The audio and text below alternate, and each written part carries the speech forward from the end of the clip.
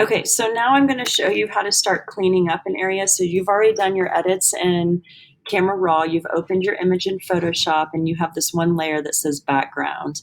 We're going to make a new layer, which is at the bottom of our layers panel, and it has the plus sign. I'm going to double click and call it Clean 1, and I'm actually using the spot healing, so you can be really specific and put the tool in there that you're using. So the spot healing tool is the Band-Aid with the circle around it.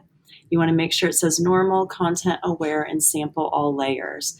I'm actually only going to clean up this one little portion, so I'm not making a crazy long video. So I want to show you how to use two tools within one.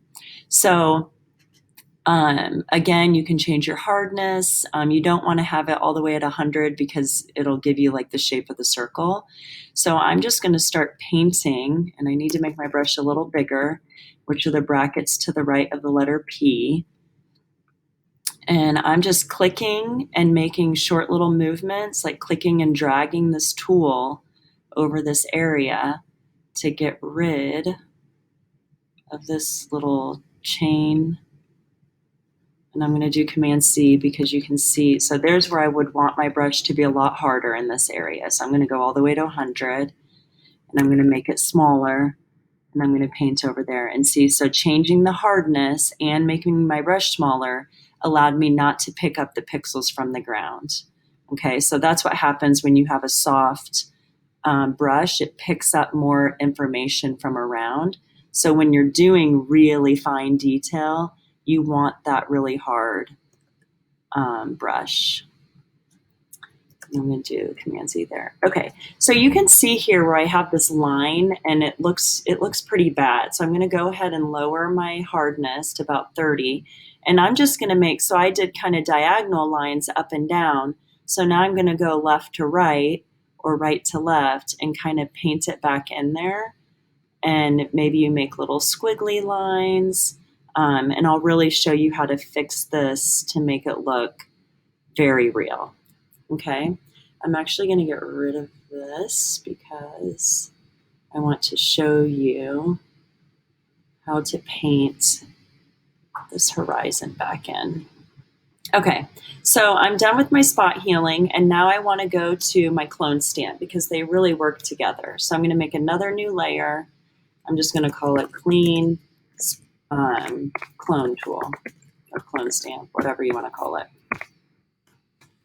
Okay, so my clone stamp literally looks like this little clone stamp. Again, normal, current, and below is what you need it set to. Should automatically default.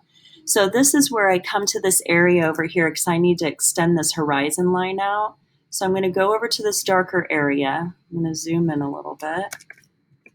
Use my hand. And then I'm going to select this area and do Option, and I'm going to look for the target, and I'm going to click with my mouse. And I just picked up all those pixels. Like if I go Alt Option click, if I go up here, you can see I've picked that color up, and I can start painting it in, and I can start putting that little horizon line back that I accidentally deleted or covered up.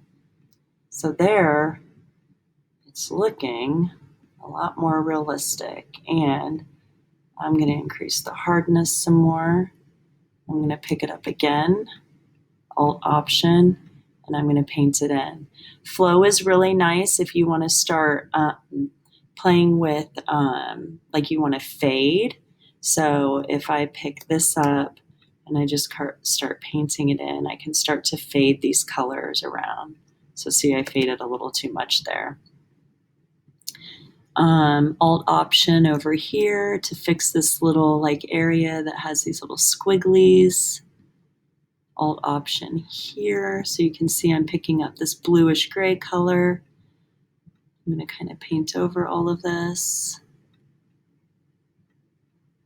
And then I can turn the layer off and I can see what I've started changing. Okay, so that's how you clean.